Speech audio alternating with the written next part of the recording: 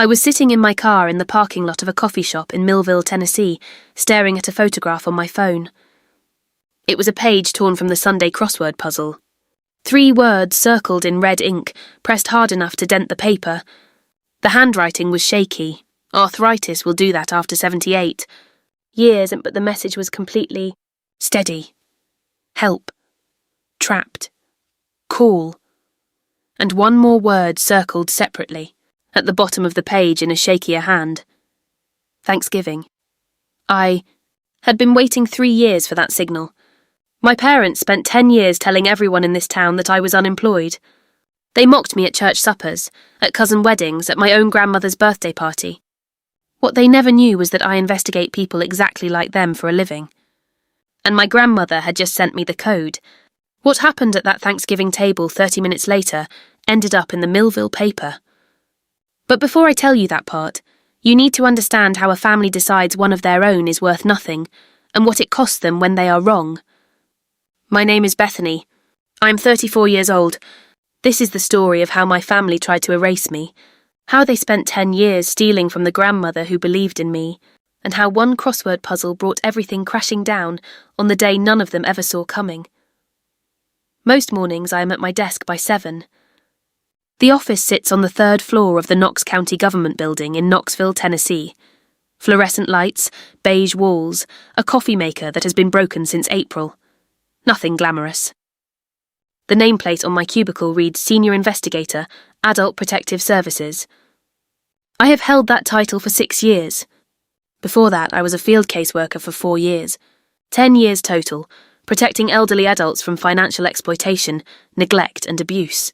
In those 10 years, my unit recovered over $3 million stolen from elderly victims, pension funds drained by sons, savings accounts emptied by daughters-in-law, property deeds forged by nephews who thought Grandma would not notice, 47 cases closed with my name on the lead, 47 families who got their money back, their dignity back, or at least the truth.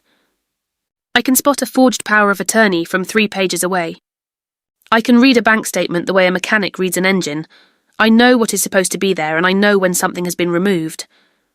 The irony was that my own family had no idea. They did not know my title, my caseload, or my track record. They knew one thing. Bethany left Millville after high school and never came back to do anything useful. That was enough for them. 47 families got their money back because of my work. My own grandmother was not one of them. Not yet. The crossword tradition started when I was 8 years old. Every Sunday morning, Grandma Helen and I sat on the front porch of the farmhouse my great-grandfather built in 1952, and we worked through the puzzle from the Millville Daily Times. She would let me hold the pencil and fill in the easy ones, 3-letter words, animal names, colours. She would handle the rest, but always explain the answer so I would learn something. 7 across, she would say. Tenacity means you do not quit even when the pencil breaks. Grandma taught 2nd grade at Millville Elementary for 40 years. She retired at 65 with a pension, a savings account she had built 1 deposit at a time, and the farmhouse on 40 acres that had been in the family for 3 generations. She was methodical and patient. She paid every bill on the 1st of the month and kept her receipts in a shoebox under the kitchen sink, organised by year. When I was 16 and the rest of my family treated college like a foreign word, Grandma pulled me aside after Thanksgiving dinner, pressed $500 cash into my hand from her own savings, and said, "Don't tell your mother. She'll never understand, but I do." I applied to the University of Tennessee the following week. 4 years later, I had a degree in social work. 2 years after that, a master's. Every graduation, Grandma sent me a crossword page from the paper with 1 word circled. Proud. That crossword tradition. The pencil. The porch, the patience, was not just a habit. It was a language only the 2 of us spoke. And 26 years after that first Sunday morning, she would use that language to save her own life. My mother Linda got pregnant with my brother Darren at 17. 3 weeks into her freshman year at community college, she dropped out the same day the test came back positive. That was 1989. She spent the next 37 years raising 2 kids, running a household, working part-time at the church thrift shop, and watching other women do what she could not finish. I do not think she ever forgave the world for that. I know she never forgave me. Linda did not hate me because she was cruel. She hated me because I had the thing she had been robbed of, the chance to leave. And when I took that chance, and did not come back with a husband or a visible paycheck or a job she could brag about at the church potluck, the resentment calcified into something permanent. My father Ray drove long-haul trucks for 23 years, solid work, decent pay. Then 6 years ago his back gave out, the trucking company folded, he filed for bankruptcy, and somewhere in the wreckage he found online sports betting. Somewhere in the sports betting, he lost whatever savings he had kept. Ray was not cruel by nature. He was cruel by debt. There is a difference, but the bruises feel the same. He went along with Linda's story about me because it was easier than explaining his own failures. If the family was busy laughing at Bethany, the unemployed daughter, nobody was asking Ray where his pension went. And then there was Darren, my older brother, 37, still living in Millville, still working at Henderson's Hardware on Route 9. Darren stayed when I left, stayed when Dad's company folded, stayed when Mum moved back in with Grandma. In his mind, staying was loyalty and leaving was betrayal. He was not wrong to feel that way. He was just wrong about what loyalty actually looks like. 2 years ago, I drove 45 minutes from Knoxville to Millville for the church potluck at First Baptist. Grandma had asked me to come during one of the narrow windows when Linda was at the grocery store, and her voice had the quiet urgency I had learned to recognise in my work. I brought a green bean casserole, Grandma's own recipe, carrying it into the fellowship hall like a peace offering. 30 people, folding tables, paper plates, the smell of fried chicken and sweet tea. Linda saw me before I saw her. She was standing by the dessert table with 2 women from her Bible study group, and she did not lower her voice. Well, look who showed up. Bethany just sits in Knoxville doing Lord knows what. The women laughed. Not mean laughs exactly, but the kind people give when they do not know what else to do. Linda kept going. I told her she could at least volunteer at the thrift shop if she's got so much free time. Darren was leaning against the wall with a plate of brisket. He chimed in without looking up. At least she found time to come eat. That's the most productive thing she's done this year. Bigger laugh. I set the casserole on the table, sat down next to Grandma at the end of the row. She did not say anything. She just reached under the table and held my hand. Her grip was stronger than anyone in that room knew. I drove home that night and pulled over on Route 9, 15 minutes from Knoxville, sat on the shoulder with the engine running and watched headlights pass. Then I drove the rest of the way home and went to bed. 18 months before the Thanksgiving that changed everything. The pattern I had been watching professionally began showing up in my own family's phone calls. Grandma and I had always had a rhythm. Every Wednesday evening right after Jeopardy, she would call from the kitchen phone and we would talk for 40 minutes, sometimes an hour, about her garden, my cases in general terms, the crossword clue that had stumped her that week. Then the calls got shorter. 20 minutes, 15:10. A phrase started showing up in every call like a closed door. Linda's here. I can't talk long. I started tracking the pattern. Grandma could only call during Linda's Wednesday grocery run, about 45 minutes. Outside that window, nothing. One Wednesday she said something that made the hair on the back of my neck stand up. They changed my pill, dear. I'm not sure which ones I'm taking anymore. In my line of work, medication control is a red flag. When a caregiver rearranges an elderly person's medication without explanation, it usually means either neglect or leverage. I asked if I could visit that weekend. She hesitated. I called Saturday morning, Linda answered. She's napping. She doesn't want visitors. Same answer Sunday. I asked Darren to check on her. His reply came back flat and rehearsed. She's fine, Bethany. Mom takes care of her every day. Just leave her alone. I hung up and sat at my kitchen table in Knoxville. I had heard those exact phrases before in 47 case files. I just never expected to hear them about my own grandmother. The following Monday I was reviewing a case in Anderson County, an 83-year-old widow whose nephew had been cashing her Social Security checks for 2 years. Standard playbook: isolation, financial control, manufactured dependency. I built the evidence chain in 4 days, and driving home that evening I checked my phone. No calls from Grandma, no texts from Darren, and I thought about the widow who had someone who noticed, a neighbour who called our hotline, and I thought about my grandmother who had none of those things. Because the people who should have been watching were the ones draining her accounts. 3 months later, Grandma's property tax bill showed up delinquent for the first time in 51 years. Property tax records are public. Anyone can look them up, no badge required. I typed Helen Foster, Blount County into the state database on a Tuesday during my lunch break. Delinquent. 6 months overdue. $4,200 owed on the farmhouse, and 40 acres that had been in our family since 1952. Grandma Helen paid that bill on the 1st of January every year like clockwork. She had receipts filed by year going back to 1974. 51 years of on-time payments, now 6 months delinquent. I called Mrs. Calloway, Evelyn Calloway, 71, who lived on the adjacent property and had been Grandma's closest friend for 30 years. She whispered into the phone like Linda might hear through the walls. "Something's not right, Bethany. Your mother doesn't let Helen out of the house anymore. I haven't seen her in the garden since spring. She used to wave to me every morning from the porch. Now the porch is empty." Then she mentioned Ray, new truck, new boots, but the gutters on Grandma's house were hanging off the roof. New truck, new boots, delinquent property tax, gutters falling off. I wrote everything in a notebook, dates, observations, quotes. Not an official case file. Just a concerned family member doing exactly what I would tell any concerned family member to do. Gather what you can. Document what you see. Report what you find. Mrs. Calloway became our bridge. Every Wednesday when Linda drove to the Kroger in Alcoa, 45 minutes, almost to the minute, Mrs. Calloway walked through the gap in the hedge and knocked on Grandma's back door. She brought a thermos of decaf and a copy of that week's crossword. Then she handed Grandma her phone.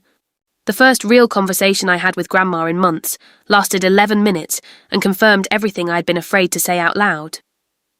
Grandma spoke quickly during that 11-minute call. Sentences stacked on top of each other, like she was trying to outrun a clock. Ray handled all the money now. She did not see her own bank statements anymore. Linda said it was simpler that way, said Grandma had been making mistakes with the bills. But Bethany, I never made a mistake with a bill in my life. The property tax was overdue and she did not even know. Her arthritis medication, the methotrexate she had taken weekly for 6 years, had been changed. Linda said the doctor switched her to something cheaper, but nobody had taken her to the doctor. Ray picked up the pension checks from the mailbox and said he deposited them, but she had not seen a deposit slip in 4 months. I wanted to tell her that I recognised every single pattern she was describing, that I had 47 case files that started exactly this way. But she was not ready to hear it framed like that. I can't accuse my own child, Bethany. I had heard that sentence before, almost word for word in 80% of my cases. So I said what I always say. You don't have to accuse anyone, Grandma. You just have to let someone help.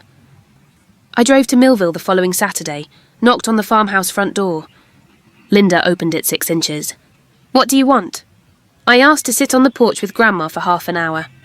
She was tired, Linda said. Did not want company. Behind Linda, the television was playing a daytime game show at full volume. Grandma had always hated daytime game shows.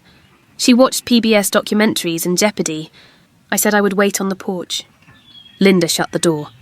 I sat in the wicker chair where Grandma and I used to do crosswords and waited. The garden was dead. Not dormant winter dead, but neglected dead. The tomato cages were rusted and collapsed. The herb bed was all crabgrass. Grandma's garden had won the Blount County Fair ribbon 4 years running. 2 hours later, Ray pulled up in a Ford F-150, 2 years old, chrome package, mud tyres, Carhartt jacket still with the tags on the sleeve, Red Wing boots that had never seen a day of work. He looked at me like I was a solicitor. "Go home, Bethany. Nobody asked you to come." I looked at his new jacket. I looked at the hanging gutters. I looked at my grandmother's dead garden. "Nice truck, Dad." He went inside. I drove back to Knoxville and wrote in my notebook. That was the last time I knocked politely. Mrs. Calloway had a financial key nobody else knew about. 10 years earlier, when Grandma was still sharp as a tack and thinking ahead, she had opened a secondary savings account at First Horizon Bank as a backup for emergencies, with Mrs. Calloway as co-signer. The account held about $9,000, untouched for years. Mrs. Calloway went to the bank on a Monday morning and requested a 6-month statement. What came back made her hands shake. 3 withdrawals in the past 2 months, $500 each, all made at the ATM on the same road Linda travelled every Wednesday for groceries. Linda had figured out the PIN. Mrs. Calloway drove straight to the Knoxville coffee shop, where I had asked her to meet me, and slid the statement across the table. 3 withdrawals, spaced exactly 2 weeks apart, each on a Wednesday, consistent with Linda's shopping schedule. I had built cases on less than this. If she's gotten into this account, I said, the main account is worse. Mrs. Calloway nodded, eyes wet. Helen saved that money for 30 years. Birthday checks and Christmas bonuses from the school district. She used to joke that it was her running away fund. She paused. I don't think she's joking anymore. I folded the statement carefully and put it in my bag. First evidence, not the last. The next morning I sat across from my supervisor, Tom Reeves, and said, I need to file a third-party report. The alleged victim is my grandmother. Tom did not blink. Conflict of interest, I said. I cannot be the lead. I was requesting that Janet Caldwell take the case. I would provide initial intelligence and step back. Tom studied me. How long have you known? Suspected, 18 months. Known, a few weeks. He pushed a form across the desk. Third-party report of suspected elder abuse or exploitation. I had filled out hundreds of these. I knew every box. But writing my grandmother's name in the victim field, Helen Marie Foster, 78, Millville, Blount County, felt like writing it on a headstone. I signed it. Tom countersigned. Janet Caldwell had a new case by lunchtime. Janet worked fast. With the third-party report and Mrs. Calloway's bank statement as initial evidence, she filed for financial records through the county court. The subpoena came back in 8 days. When the main account records arrived in a sealed manila envelope, Janet called me into the conference room and closed the door. It's worse than you thought. She laid the statements across the table, 26 pages, one for each month of the past 2 years. The account had held $131,000 24 months ago. Grandma's life savings, 40 years of a public school teacher's salary deposited carefully and spent sparingly. Monthly withdrawals of $2,000 to Ray Foster, labelled household expenses, $48,000 over 2 years. Charges for home repairs that never happened, $3,500 for a water heater that was still the old one, $4,500 for a roof repair while the gutters were hanging off, $2,800 for electrical work while the porch light had been out since spring.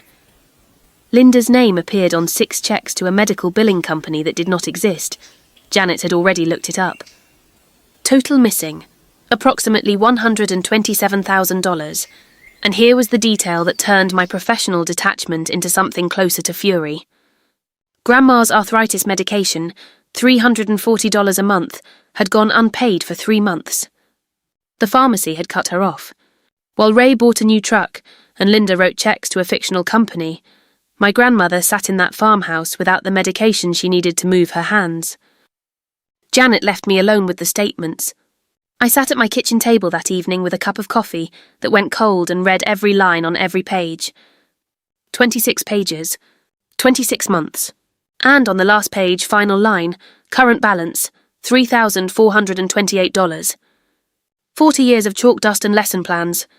40 years of arriving early and grading papers at the kitchen table while the casserole baked. 40 years of building something patient and careful, reduced to a balance that would not cover 3 months of her arthritis medication. I set the paper flat on the table and called Janet. How fast can we move? Janet and I met with the Assistant District Attorney for Blount County the following week. Paul Whitfield reviewed the evidence, 26 months of bank statements, the fraudulent power of attorney, Mrs. Calloway's affidavit about the secondary account withdrawals, pharmacy records showing 3 months of unpaid medication, and the documented denied visits. After 40 minutes, he looked up. You have enough for a financial exploitation charge under Tennessee Code. Possibly fraud, possibly theft over $10,000, which is a Class C felony. What they needed was access confirmation, the victim herself stating she had not authorised the withdrawals, and ideally confirmation that she was being isolated.